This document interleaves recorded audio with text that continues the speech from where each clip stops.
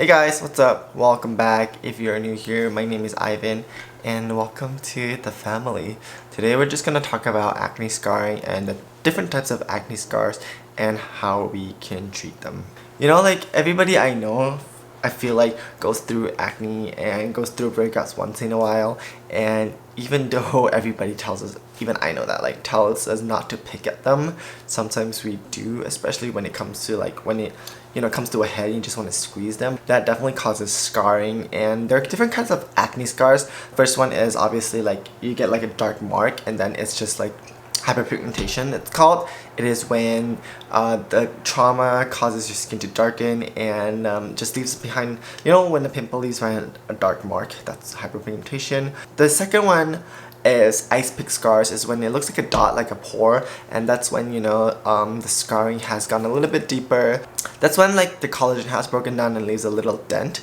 And then you have a different kind of scarring, which is called a boxcar scar, and it's a little bit wider and it looks sort of like those craters, and it definitely looks like that just because the collagen is destroyed after like squeezing and all that trauma and infection.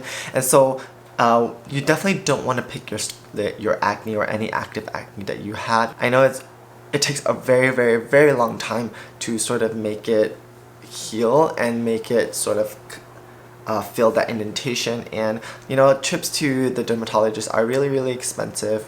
So one way you can heal your acne scarring at home is through microneedling, also known as collagen induction therapy. It's been very, very popular with dermatologists and estheticians for a long, long time, and for the longest time, like, people haven't been able to do it at home. And I know you've seen my past videos that I've done with the microneedling, and I am definitely a fan of it. I think it works just because there's so little downtime. Like, the downtime is basically at nighttime your skin will look a little bit red, and then in the next day it's okay, like it's glowing. It actually looks more plump the next day. So I really, really recommend it, and today I'm just gonna show you guys how I do it at home.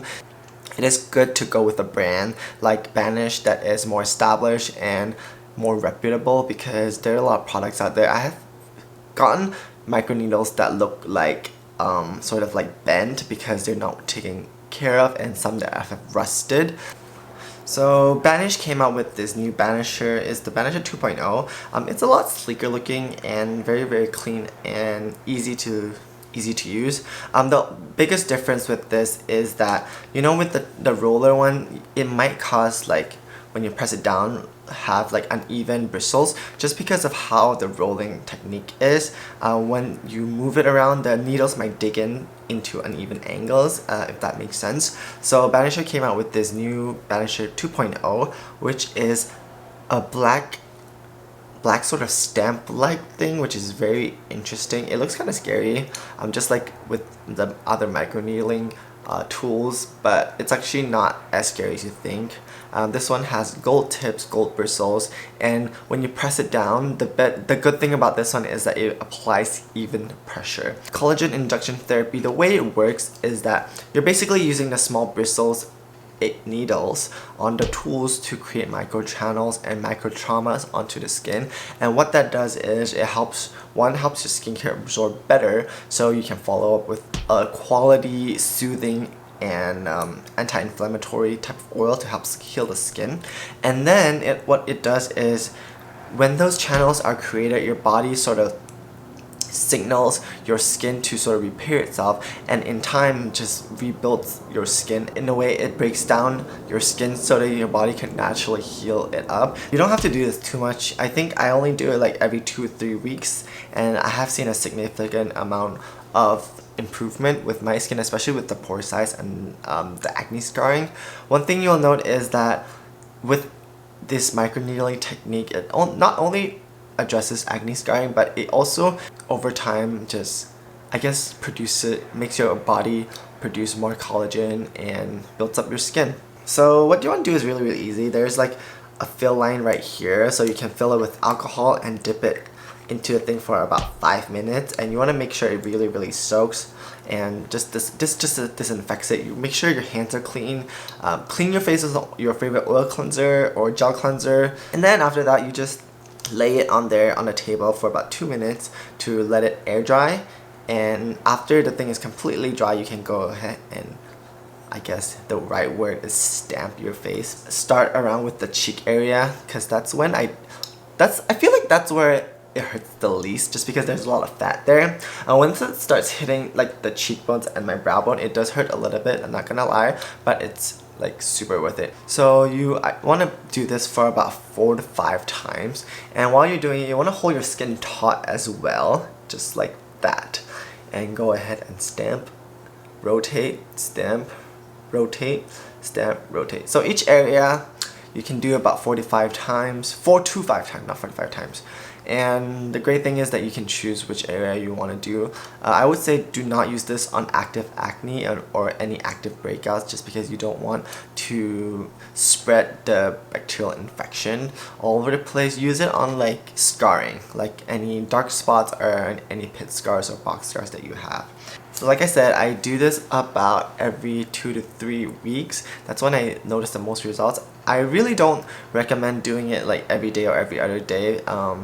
Your skin doesn't work like that. It needs time to heal. It really just needs time to repair itself. The collagen 1 and collagen 3 repairs at different rates, so you may want to make sure both of them are fully repaired before going in with the stamp again.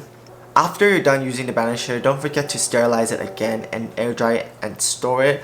This prevents like this cap right here. Make sure it's always capped. It prevents like any bending of the bristles and stuff. After you're done sort of stamping your face, you'll notice that your face is a bit red and maybe a little bit tender to the touch. That's totally normal. I go in with the Spanish oil, which is specially formulated to use after microneedling.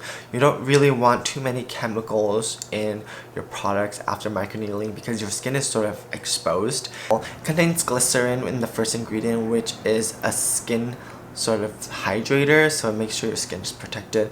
It contains also vitamin C and aloe. So what vitamin C does, it actually promotes collagen synthesis, so it rebuilds your collagen slowly, and obviously vitamin C is a great antioxidant, and also it lightens some of that existing scarring pigment. So overall, this is just a really great product to use after. It contains vitamin E to help nourish the skin, and aloe vera obviously to calm and soothe irritated skin.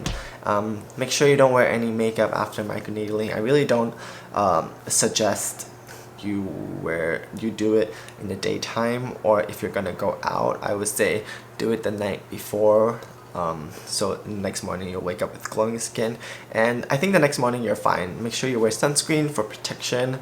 I will also say like do a patch test on yourself to see if you are allergic.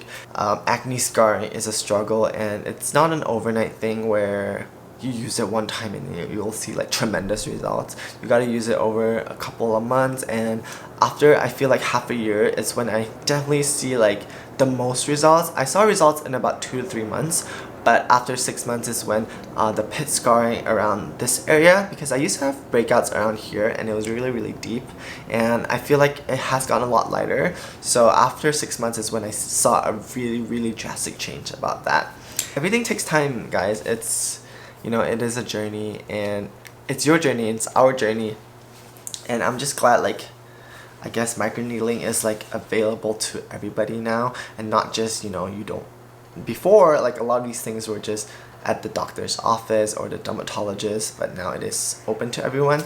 This is like a real tool, and you just want to be careful. These are really sharp needles, so be very gentle with your skin when you are pressing it into the skin. So I used to suffer from really bad acne, and it left a lot of scarring, and honestly a big reason why I don't have too many photos of my scarring was because I was quite embarrassed, and I was very self-conscious about it, I guess. Sometimes I wouldn't want to go out, and I would spend so much money on like all those like pore filling primers and stuff. I still use them, but it's not as bad as before where I really had to like put the paste into the skin, if that makes sense.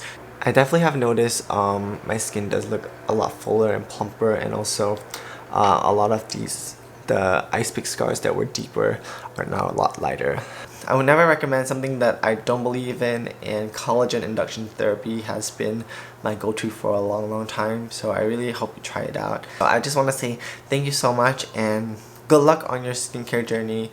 I feel like it is a journey. It's like sort of like a constant thing, just because it is a lifestyle and there's no like one thing that sort of makes your skin better, but it's a combination of doing a lot of different things that helps contribute to good skin. These days as consumers, we have so many different avenues to educate ourselves about our skin, our diet, and the different treatments we can do to sort of improve ourselves. But yeah, I hope this video helped, and thank you guys so much for the support. I'll see you guys next time. Bye.